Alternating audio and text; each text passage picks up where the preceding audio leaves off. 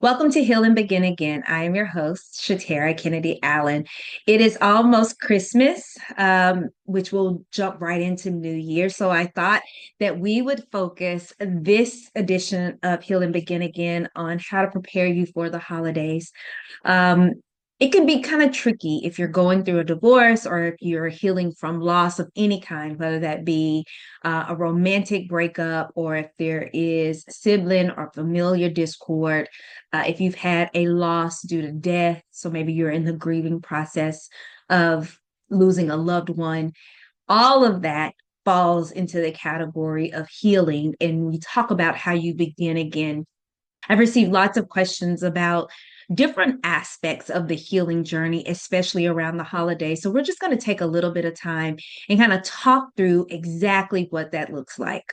All right, that's a deal. And of course, if you have questions, if you have any topic that you'd like for me to cover, you can always send in your questions. You can send those to divorce care, SKA, all one word, at outlook.com. That's divorce care, SKA, at outlook.com. I would absolutely love to sit down and talk with you. And it doesn't have to be on just healing, it can be on any topic that you think is worthy of going out to our audience. All you need to do is reach out using that exact same email and tell me a little bit about yourself, a little bit about the topic that you would love for us to chat about, and we'll take it from there. All right. So, first things first, I have a couple of questions that we are going to talk through. But first, I wanted to just kind of give you an overview about the healing process. So, I'm divorced. I lost a set of twins at 21 weeks. I got to have them and hold them and then say goodbye to them. I have familial challenges with a mother who suffers from mental illness. So I think all of that kind of helps me to understand grief in a way that makes me have empathy and sympathy for others who are going through loss. Around the holidays, you can get nostalgic for the way things used to be, or the way things were, or what you thought they should look like.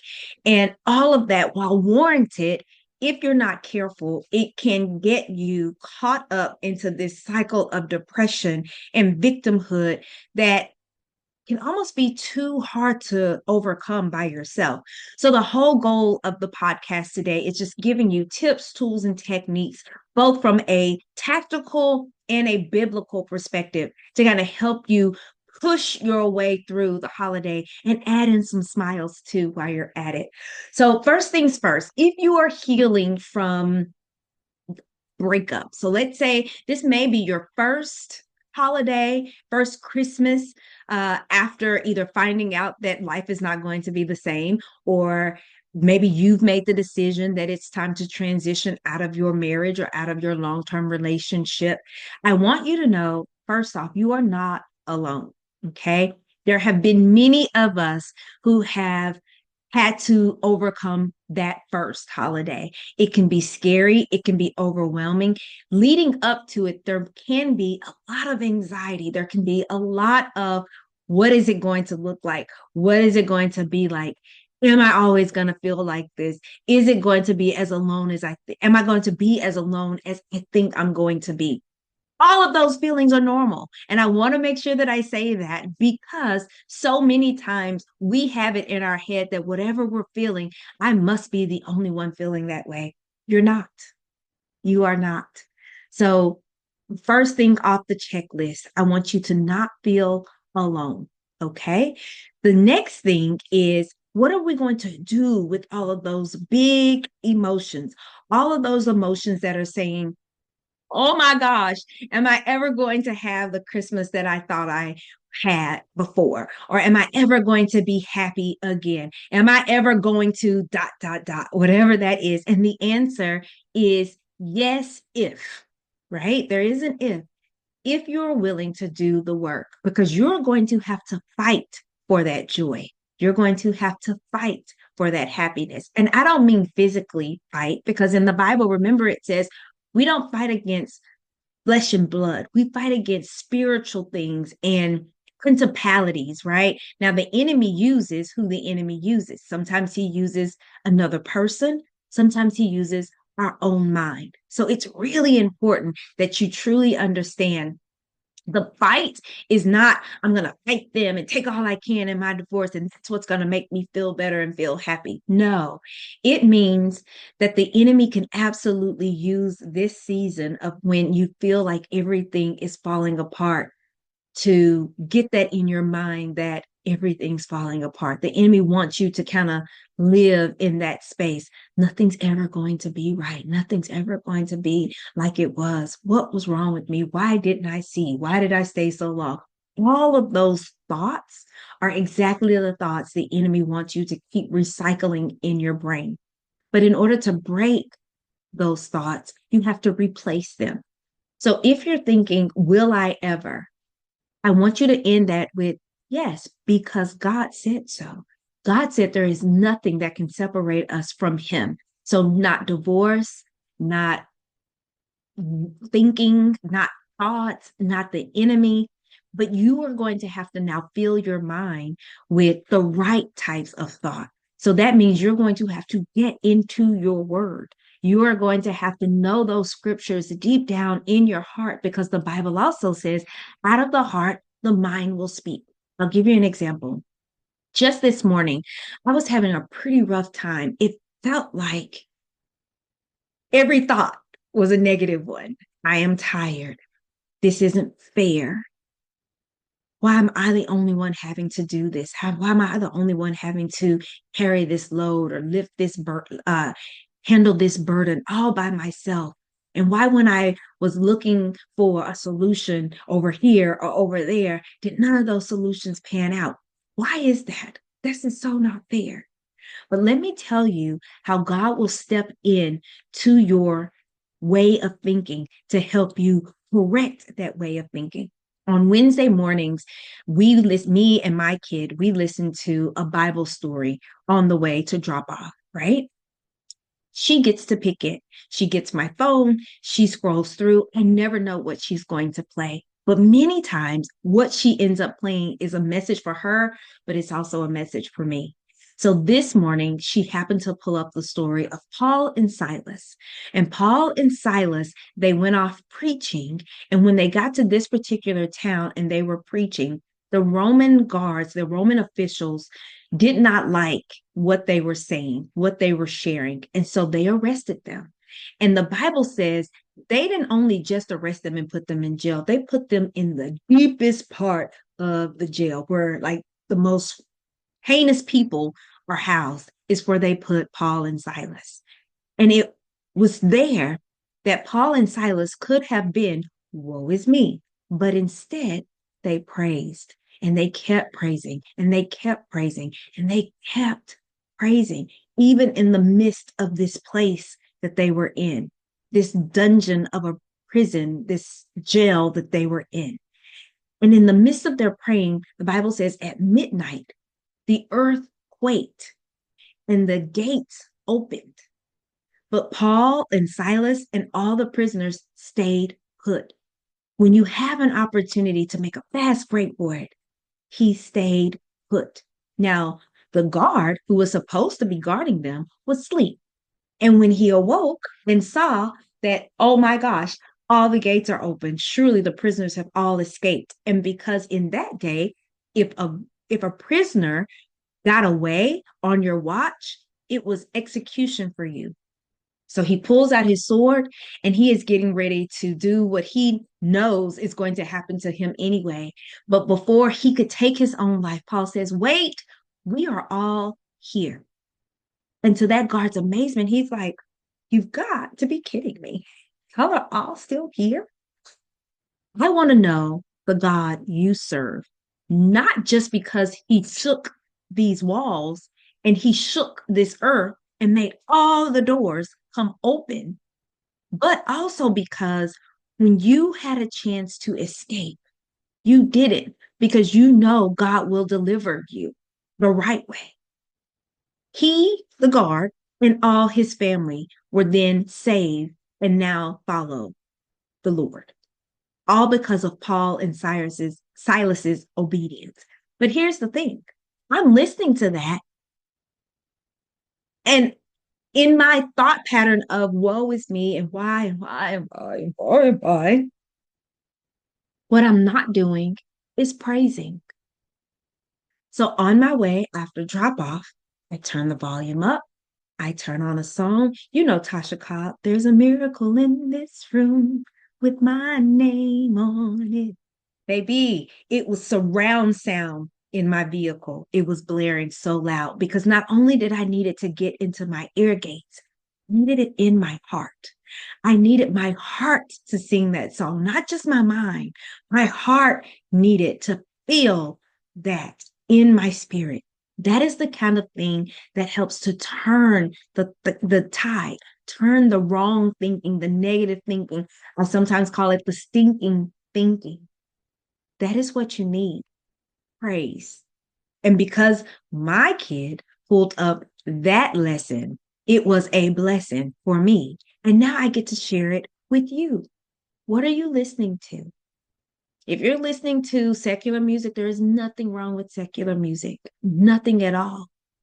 But I will tell you, it doesn't carry the same message that godly music carries. And when your soul is in need of breakthrough, and when your heart is in need of breakthrough, and when your mind is in need of breakthrough, you need breakthrough type music, not music that's going to rile you up and make you want to fight in the natural. You need music that's going to make you surrender so that God can fight supernaturally on your behalf. Okay. So that's the first thing. What are you listening to? What are you allowing into your spirit to kind of help reshape your atmosphere? The next thing in the holiday season, what are you looking forward to? Are there some traditions? I know with me, when I was married, there's some traditions that we had when I was growing up that we didn't necessarily continue because he came with his traditions, I came with mine. And so you kind of morph some into your own. And because you are starting a family, you create your own traditions. Well, after my divorce, there was time for me to kind of go back and figure out what are some things that I like. I love listening to Alvin and the Chipmunks Christmas. We used to play that in our home. So now I make sure I play a couple of those songs and me and my kid, we sing along. Okay. Um, there were certain meals that we cooked. Like I hadn't made sweet potato pie in a very long time. And not that I particularly like it. I'll eat a slice or two, but it's more so just the smells in the home and just seeing that pie that reminds me of my mom and my grandmother and how we used to get in her very small kitchen and my grandmother would peel the potatoes. I don't peel potatoes. Don't tell her. But just having that pie present in the space, even if I don't eat all of it, and I know you said that's a waste. Maybe I do eat some. It's more important for me to have the smells and the sounds and the different things around me that remind me of a happier time, that remind me of what happiness felt like and joy felt like, so that I know that it can come again. All right. I just have to facilitate it. Whereas my parents maybe were the facilitators of joy and happiness when I was younger. And maybe me and my then spouse crafted what happiness and joy looked like in our home. Now it's all on me to craft that in my space now. And so I have to be diligent about that. And maybe I just make a small one, but I make one all the same. What else? Um, I would like to think that if you're going to reshape what Christmas and New Year's looks like, you may even come up with some New Year's resolutions. And not the kind like, I'm going to lose weight. I mean, do whatever you do, have whatever resolutions you have, right? I'm not telling you how to live your life. But what I am saying is make sure that some of the resolutions you have are centered around your own mental health. Um, I'm going to get signed up for therapy if you have not and you think you need it. Okay. Maybe even if you don't think you need it, have a couple of sessions. In many cases, depending on your insurance, you can have like one or two or three or four or five free sessions. Why not take advantage of that? just to see if you uncover some things that maybe you had a blind spot to. Maybe you don't even know how you're seeing the world or how the world is seeing you, especially because you're so like hunkered down in this maybe survival mode or victim mode. You don't even know that you're carrying some of this extra weight. You don't even know that you're projecting it out onto the world. And that's what they see when they see you. So maybe just a session or two with a therapist to just kind of make sure that you have a good grip on your mental health. What about your physical health? I know that we say we go to the gym and we do it because we want to lose weight, but there's other parts of going to the gym that are there to help you. It helps you get the emotions out of your body. I don't know if you've heard that before, but we tend to hold things in our body, tension and stress and strife. It's not only in our mind, it permeates down through our body. And I know most of you have heard people say that kind of stuff can make you sick, right? It makes you mentally sick and it makes you physically sick. So when you go to the gym, you are really exercising that out of your body. That resistance when you are on a machine and you're pushing the weights, or when you are walking on the treadmill and you are letting your body exercise some of that off, that is healthy for you, mind, body, and spirit, because you are expelling some of that negative energy, some of that negativity, that toxicity that may be built up in your muscles, in your bones, right? Are you taking care of yourself? Have you scheduled your dentist appointments? Have you scheduled your annual appointments? If you are a man, have you gone in to get your prostate checked? If you are a woman, have you gone in for your well woman visit? These are the types of things that kind of fall by the wayside. And when we finally go back, it's when we find, uh-oh, maybe I should have come sooner. So maybe that's a New Year's resolution to take better care of yourself. When was the last time you had an eye exam? And not because your eyes hurt or not because your head hurt, but because you're supposed to routinely have it so that then you can catch things before they turn into bigger things. I know these are the things that we don't always think about. That's why I'm here, and you're welcome. What is something else that we want to talk about before we transition to questions? Um, I would like for you to take a look at your wardrobe. I know. I'm only telling you because I had to do the same thing. There are some clothes in there that I don't wear because they remind me of when I was married. I don't want to wear those, but I don't need to keep them in my closet. I don't need to see them as a constant reminder. I'm not going to wear them. Why are they there? Purge, purge. There are some shoes. I put on a pair of shoes that I have not worn in a couple of years, and I thought I was cute, cute. And I got to the party, and the whole bottom of the shoe came apart. Mhm. At the party.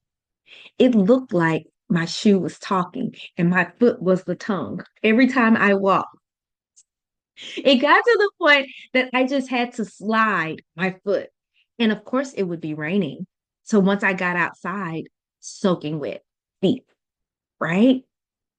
But that's because I make sure my kid has shoes. I make sure she has shoes that fit.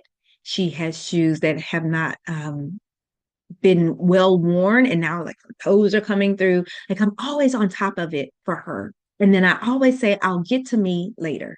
I'll get to me later. Get to me later. I'll get to me later. And I never get to me. I never think about it. Right. Part of the reason I don't think about my wardrobe is where am I going? Nowhere. And that's something we're going to talk about. Where are you going? But the other part of that is it's not intended to be neglect. It's I've gotten comfortable in the three or four outfits that I can just throw on. They're my go-to, tights and a t-shirt and some tennis shoes. Or for work, jeans and a nice top and a blazer, right? It's so easy. I can do it effortlessly.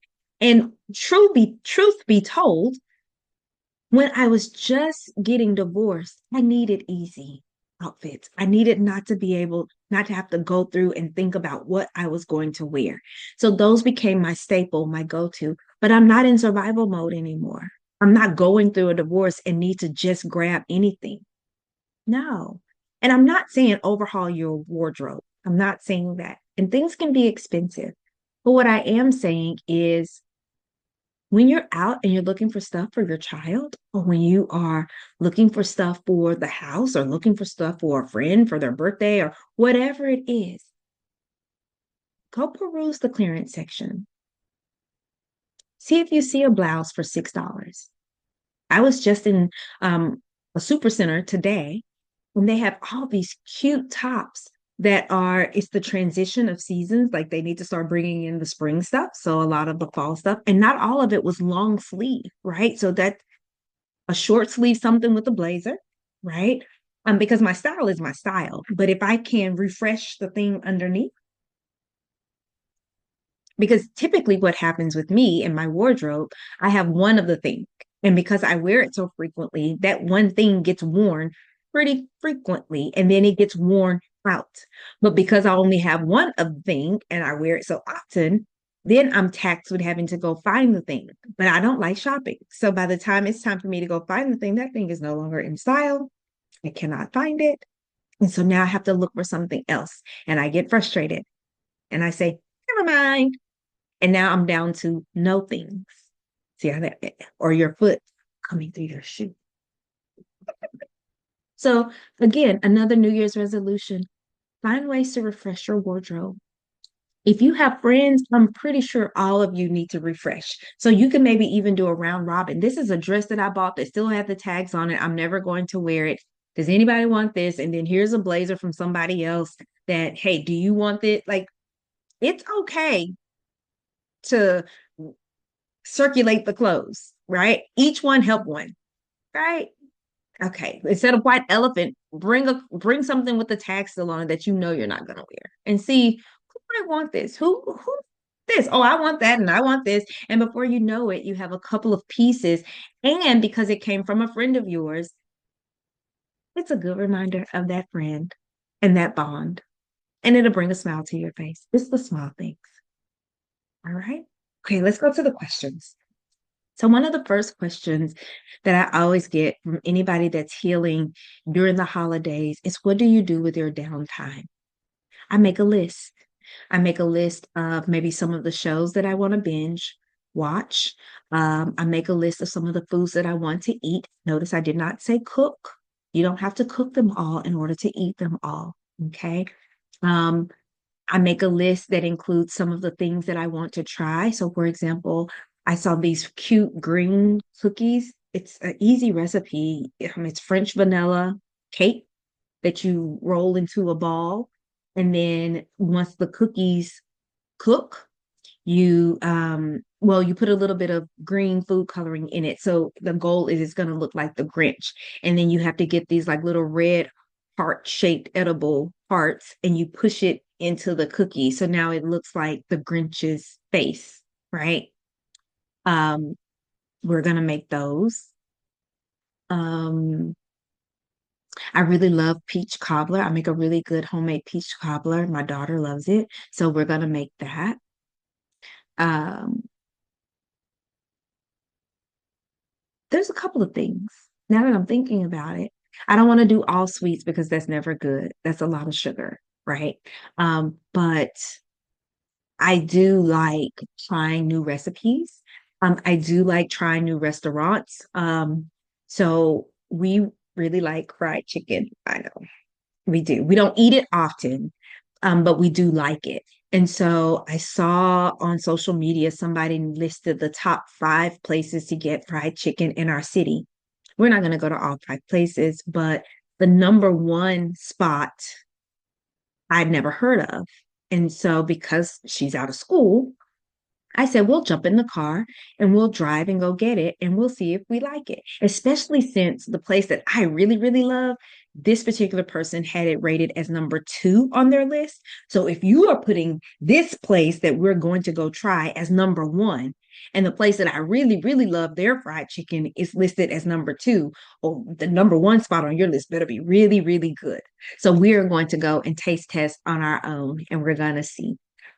Um, what else do I do for the holidays? I plan time. both alone and I plan time with others. So it is important that you plan some downtime because emotions are coming. You will get triggered. You may not get triggered to the point that you're crying and depressed, but you might. You may just be a little bit sad. And what I don't want you to do is have thing after thing after thing after thing after thing, thinking that if you plan all the things, that somehow you won't get sad. That's not the truth. That's not the truth. And I don't want you to set yourself up for that wrong expectation. Now, there is such a thing as I can plan some downtime where I'm just going to be quiet in my home. I'm not planning to go anywhere. Maybe it's just a couple of hours in the morning before I start going to visit whomever. Or maybe it's I go and visit whoever first, but then I spend the evening here at the house. Like you have to choose what's right for you, right?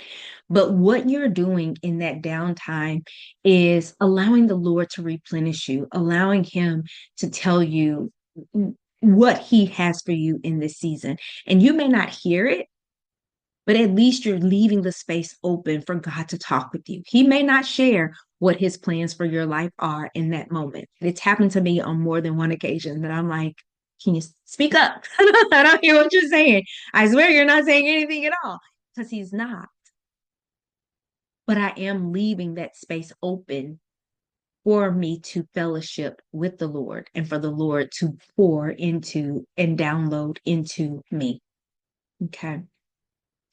That time that I plan with friends or with family, I try to be strategic with it. So if my child isn't with me on Christmas, I try not to go to see like my friends who have families, like kids and husbands and all of those on Christmas, because usually they're doing the whole family thing. And I don't want to be reminded of that. Instead, I may see if maybe a friend of mine who also is divorced and doesn't have their child, do you want to go grab a movie or do you want to go to lunch? Right. I try to find like minded individuals, or maybe if I have a single friend, hey, do you want to go grab a quick lunch or do you want to go grab, or let's tool around and see what the shops have to offer, right? Last minute Christmas ideas, even if we don't buy anything, just the time to fellowship and laugh and chit chat. Okay. Um, what else do I do for the holidays? If I can, I like to serve. I know last year they had, and this year they have it too, but I'll be out of town for it. They have Christmas Eve candlelight service, and so you can sign up to be a usher at that service. So I do like doing that because I'm at church. I'm going to hear great music, hear a great word, but then I'm also serving, right? Others. So sometimes some food banks are open, or they are serving a meal like the day before Christmas or Christmas Day. They may meet up for an impromptu serving of a meal. You may check with your local nursing homes to see if you can bring by stocking stuffers, those types of things. Believe it or not, when you serve others, you feel it in your spirit too. Again, does it take away the sadness completely? No, but it's a time for you to turn your brain off so that you can think of something other than what's happening in your life. All right. So that's the first question. What do you do for the holidays? What do you do at that time? The next question is, what do you tell your kids?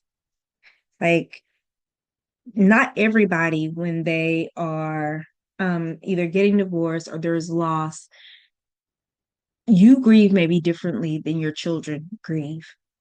So you do want to spend some time, ask them, how are you feeling? Make sure that door is open. Make sure they know that even if they don't have any questions, concerns, or things that they want to talk about with you, like right now, that anytime you want to talk, come talk to me. It's okay. It's fine. Right. But I would also plan some time to be present on the couch with them. Let's watch a movie together. Right. Let's cook something together. Um, let's go to a movie. Let's put on our fluffy socks and our pajamas and let's get hot cocoa, right? Like plan some time to just be with them. Not that you're going and doing all the time, just being, right? I haven't mastered this, going into their room and just playing with with my kid, I haven't mastered that, but we'll curl up on the couch. She's like a cat. Like you get on the couch and she likes to like snuggle right on. Ah, I'm gonna miss those times because in her teen years, she's probably not gonna want to be bothered. But it's my hope that I am building in those moments, and those will be the moments that when she's 14, 15, 16, and I'm on the couch, it'll be an invitation for her to come sit on the couch with me because we're doing it now. Bring out some board games. We have movie night, not movie night, we have game night on Monday. So after I get her from school and after we have dinner, we play a game. It can be Uno. We have this game called Drinko, where it's like the Plinko from I may be dating myself from Price is Right, how they put the little chip and then it slots its way down. And then depending on the D, the R, I, N, K, O, each one has a cup. And then there's a coinciding drink that you have to drink. And it's usually the most random things like pickle juice. One of them is water. One of them is water with soy sauce in it. One of them is juice. One of them is, what did she put? I don't even remember. But she gets a kick out of deciding what juices and things we're going to drink. And it's a hoop for her, not for me, because it's all of the setup and all of the breakdown, but it's a hoop for her. So you may want to see the other night we played Hungry Hungry Hippo, and we hadn't played that one in forever, but we've played Connect Four, Uno, I think I said Uno, Sorry. So it's a great time for you to break out a board game for a quick game or two before then you continue on with the monotony of the day, going and getting your clothes ready, your lunch ready, getting your bath. It's just some time for us to fellowship together before we divide and conquer all the rest of the things that need to be done. So maybe you do that. Um, Going to see lights with the kids is something that a lot of people do. Um, and it's usually free depending on which neighborhood you drive through. You just load them up in the car. You can even load them up with your pajamas on and you put Christmas music on. I've heard, some neighborhoods, they'll have music. Um, that you can tune into like on a certain radio station or whatever. I still haven't found one, but there are some houses that have like the synchronized lights. So you may want to Google to see if there's any of that in an area near you. But just those types of things, because again, just as hard as whatever the loss is for you, they are also experiencing it, maybe not at the magnitude of you, but it's at a magnitude for them at their ages, whatever age that may be. And the things that I'm explaining that I'm sharing with you are not necessarily just for young kids. You'd be surprised at how many adult children love for you to pull them back in and check on them and see about them and not wait for them to initiate conversation with you. Now, granted, just because of the nature of the way kids are, they may be like, I'm fine, right? But when you open that door, they do come in. They do come in. Maybe not all the time, and maybe not immediately when you open the door, but just leave it cracked a little bit and see if they make their way in. All right. What's the last question? Let's take a look. If you're healing from a romantic loss, will I trust again? Is one of the biggest ones. And I really do think that that comes up around the holidays because it's when you probably are lonely. Like I'm the only one buying my gift and putting it under the tree, which I absolutely recommend. Buy yourself something. Even if you're wearing the thing, wrap up the box and put it on the tree. Put it under the tree. From me to me, right? Or give your children $5 and take them to the store and say, here's $5. Remember, there's tax. Go find something that you want me to have. I don't care if it's a candy bar, right? And then have them go home, have them wrap it, and then have them put it under the tree because you deserve something to open on Christmas too. Okay. From a love interest perspective, I was reading the other day that Paul, I believe it was Paul. Was it Paul? I think it was Paul.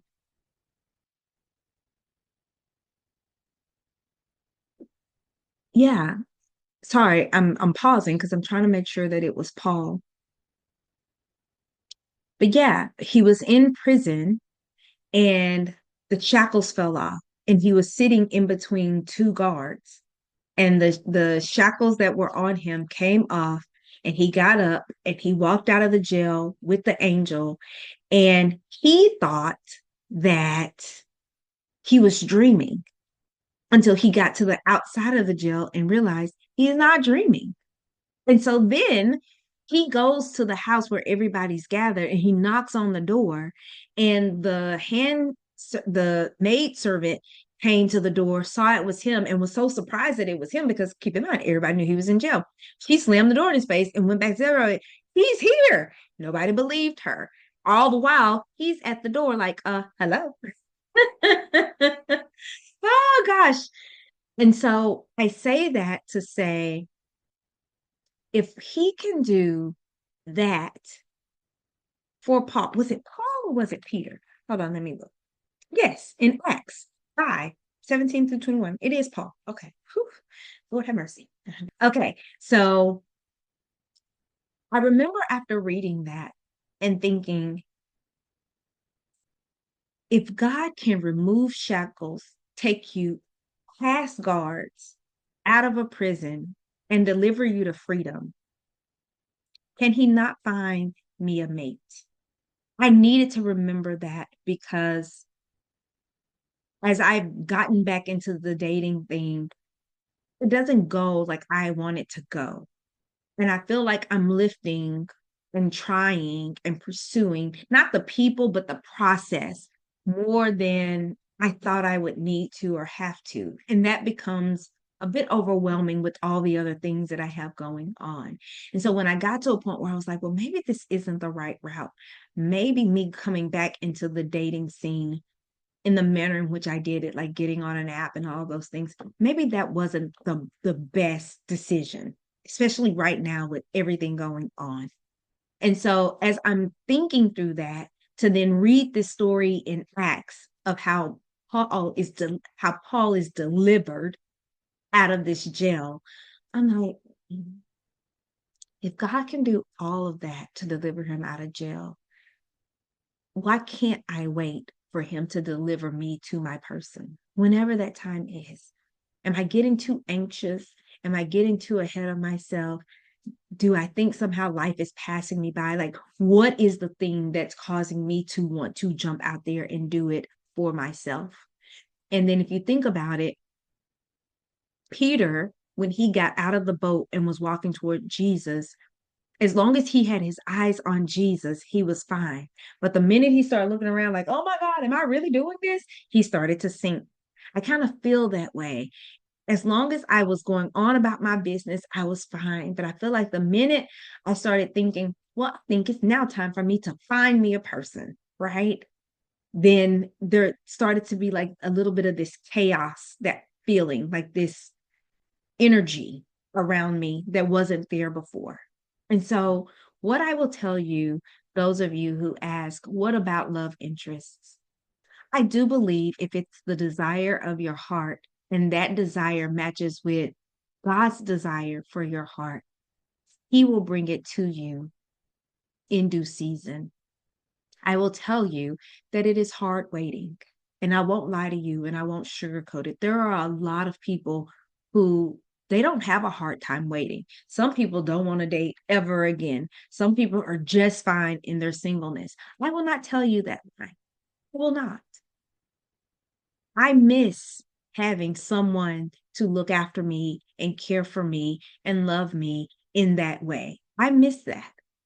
But I also don't want to get it wrong and throw my pearls towards swine, right? And I'm not calling anybody swine, right? What I am saying is I don't want to spend time with the wrong person anymore. I don't want to spend time with the person God has not divinely purposed for me. anymore. And I don't think that I myself am going to be able to find them. I thought I could, but I don't think that I'm skilled for the job. I don't think that I have the proper tools to vet because I don't know what people are doing or thinking or feeling, or God knows that. And when I think about what it is that I want, I think that's where I would tell you to start. Think about what you truly, truly want, and then allow God to bring that to you. And in the meantime, I know it gets hard. I'm not lying to you and telling you, and it'll be easy just going about your business. And before you know it, like how people say, it's when you're not looking that they show up. And you're like, well, I'm not looking. Here's what I don't know when they're coming. And it's quite possible that God's plan for you may be that they never come. And I don't know how to tell you to accept that. But what I can tell you is acceptance and surrender is key, because fighting against it leaves you trying to do it in your own might, whatever the it is. Find your person, um, amass wealth, have children. Anything that you do outside of God's blessing is you doing it in your own might. And I remember Joyce Meyer saying when she was thinking about her ministry, anything that she was going to try and do on her own to catapult her to the success and to the place she wanted to be, she knew that that meant she would always be required to keep herself there. But if she just took her time and allowed God to steward her and elevate her at his timing based off what he desires for her, then she never would have to worry about her keeping her there. Okay. So I take that the same way. If I want to get ahead of God and I want to go try to find them for myself, I am always going to be trying to keep us together. And I can't do that in my own mind. I mean, I am divorced, right? So in this next time around, as hard as it may be, and as lonely as I may feel at times, if I surrender and wait for him, I'm more confident in what the outcome will be than if I do it myself. So that's the nugget that I will share with all of you.